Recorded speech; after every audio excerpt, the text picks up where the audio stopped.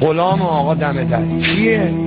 گفت با آقا امام صادق کار دارم. شما؟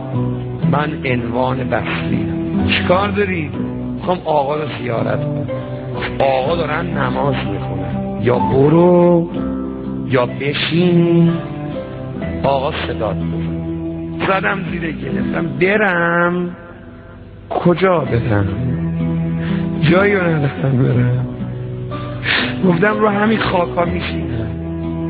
جوونا اگه در خونه اهل بیت رو خاکا نشستی خدا بلنده میکنی. اگه خودتو زدی زمین جلو اهل بیت خدا آغاز میکنه. که رو خاکا نشستی. که میگفتم خدا یا دل امام صادق آمن میرسه. اگه آقا بگی چرا اومدی چی جواب آقا رو میگه چیزی نگذشت. چند دقیقه بعد غلام اومد گفت که عنوان بسری خوشا به حالت. آقا میگه بفرما تو.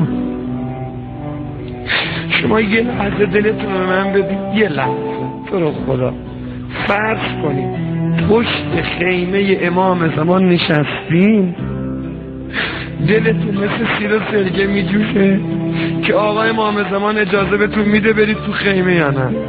و غلام آقا بگه بیا تو، آقا میگه بیا. چه حالی پیدا میکنی؟ میخوام امشب اینجوری فکر کنی، خودتو بذار تو عنوان بسری.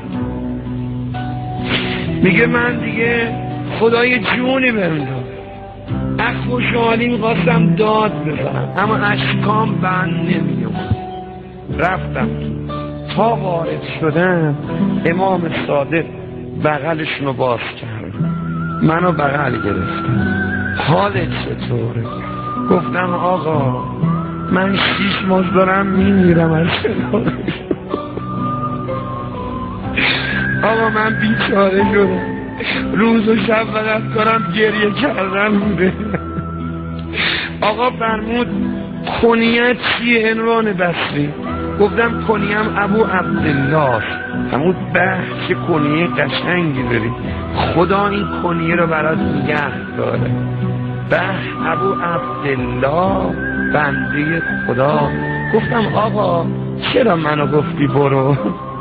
چرا منو به این روز انداختی؟ جوونای یزدی قربون اشکای چشمتون برم، این گریه که امشب تو داری میکنی من میدونم تو دلت چه خبره. تو میخوای بگه امام زمان منم راه بده.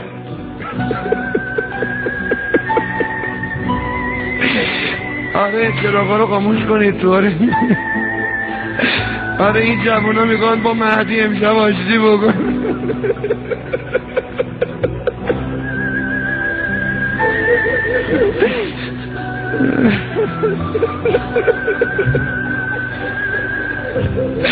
آقا 6 ماه منو بیچاره کردین، منو محرومم کردین. آقا فرمود عنوان بسری تقصیر ما نیست، تقصیر خودتونه. اگه با مایی پس با دشمنان ما چی کار میکنی؟ اگه با مایی پس در خونه دشمن ما چرا میری؟ یه رنگ باش، یه جور باش. حالا فرض کنید امشب امام زمان بیاد تو مجلس، ما هم بگیم بزن فاطمه، یه عمر داریم میگیم یبن الحسن.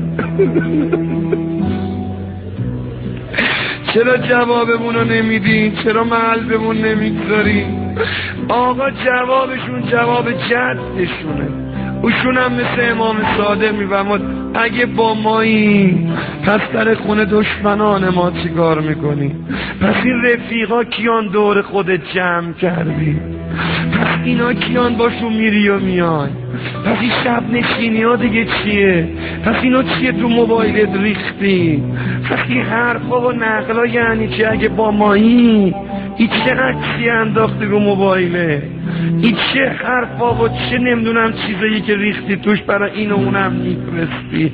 اگه با من امام زمان رفیقی چرا با شراب خوره رفاقت میکنی؟ چرا با بی نماز رفاقت میکنی؟ امام زمان ما نمیخوان تا سن عنوان بسری بفهمیم چه اشتباهی میکنیم، الان میخوایم بفهمیم.